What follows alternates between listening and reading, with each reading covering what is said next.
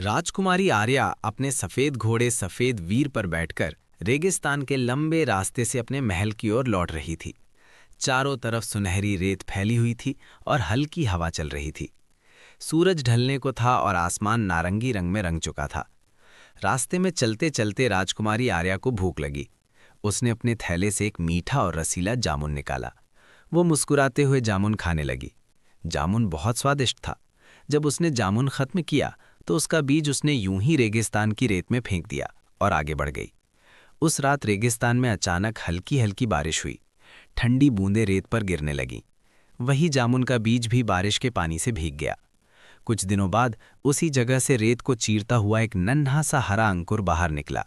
लेकिन रेगिस्तान की तेज धूप और तपती रेत उस छोटे से पौधे के लिए बहुत कठिन थी।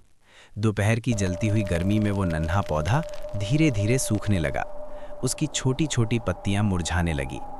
उसी रेगिस्तान के एक कोने में एक छोटा सा तालाब था जहां एक दरियाई घोड़ा रहता था। उसका नाम था मोटू हिप्पो। मोटू हिप्पो ने उस सूखते हुए पौधे को देखा। उसे उस पर दया आ गई। अगले दिन से मोटू हिप्पो रोज अपने बड़े से मुंह में तालाब का पानी भरकर लाता और धीरे धीरे उस नन्हे पौधे की जड़ों में डाल देता। वो हर दिन ऐसा करता।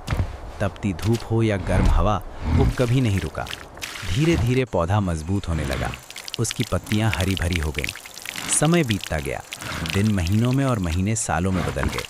वही छोटा सा पौधा अब एक बड़ा घना और मजबूत जामुन का पेड़ बन चुका था। उसकी ठंडी छांव दूर दूर तक फैल गई थी। रेगिस्तान के बीचों बीच वो पेड़ हरियाली की एक सुंदर मिसाल बन गया। मोटू हिप्पो अब अक्सर उसी पेड़ की ठंडी छांव में आराम करता था। वो खुश था कि उसकी मेहनत रंग लाई। पेड़ की डालियों पर मीठे मीठे जामुन लगते और ठंडी हवा चलती। लेकिन एक दिन मोटू हिप्पो पेड़ के नीचे बैठा बैठा थोड़ा उदास हो गया।